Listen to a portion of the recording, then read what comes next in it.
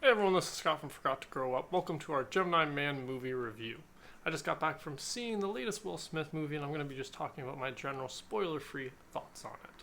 So, Gemini Man is about this retired assassin whose old assassin agency one day decides he knows too much, decides to send somebody to go assassinate the old assassin, but it turns out it's the younger version of that assassin.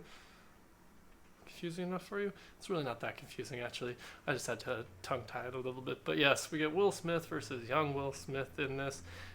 Will Smith, older, our modern day Will Smith versus a younger, digitally recreated version of himself, played by himself as well. It's very, very interesting kind of concept they came up with, which I felt they kind of went a little flat on. I don't know. I felt this movie was just a little too run of the mill is the best way I can kind of put it. It's when I heard, Will Smith versus a younger version of himself, I had an idea of what I thought this was going to be, and it was pretty much exactly that. To very, very kind of basic run of the mill action sci-fi, meaning like you get this sci-fi concept, in this case being cloning, and then it's just an action movie based around that. So I was hoping to get a little bit more out of this than I did, or a little more from this, a little bit more of a unique take on this story or this concept at least.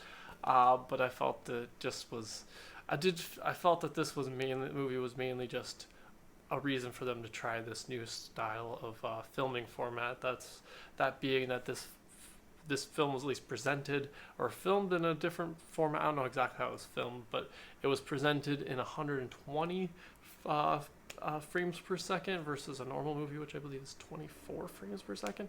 So yeah, it's a lot more frames per second, which just means you're getting a lot more detail. You see a lot more of the stuff happening, and it makes it look a little more realistic.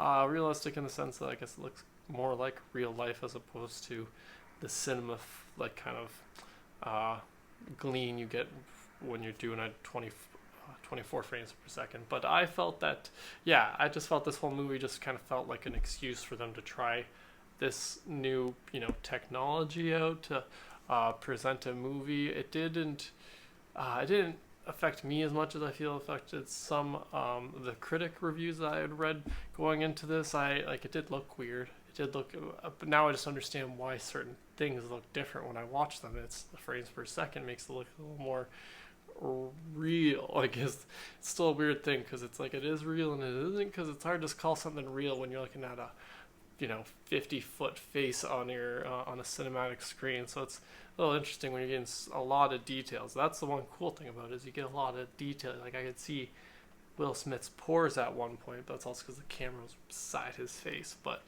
yeah, this movie, like I said, it felt very much just like an excuse or an exercise for them to try this technology out, and they didn't really put as much time into the story.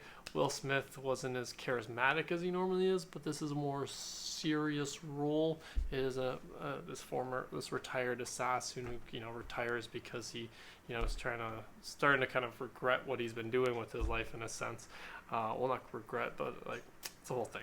But anyways, yeah, I was kind of hoping for a little bit more. I don't like to take my expectations into it, but I just felt it was very, like I said at the beginning, run of the mill. But so yeah, overall, I think it was all right. It wasn't terrible. It just wasn't anything special, which is fine. It didn't really do much for me in particular. I got bored. I felt it was a little bit long for me personally. I was at one point being, I don't want to say falling asleep, but I was kind of just getting a little bit like, okay, can we speed this along a little bit? Where's this going? So yeah, that's how I felt about it at least. But yeah, so would I recommend going to see this? I'd probably recommend waiting for this to come on. If you've seen the trailers and you're really excited about this movie, then by all means go check it out. I don't think anybody could be, I'm not disappointed in it. I was just kind of, I don't want to say hoping for more. I just thought they might do something more than what I felt they did.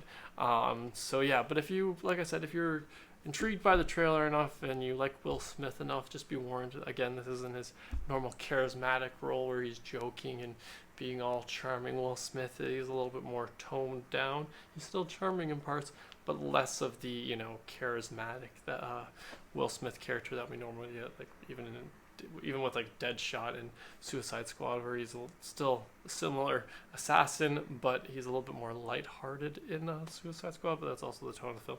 That's, I'm just getting off topic now. But yeah, so yeah, my recommendation is probably wait unless you're really curious to see this Will Smith movie, Will Smith versus Will Smith, Old Man Will versus the Fresh Prince, as I like to call it.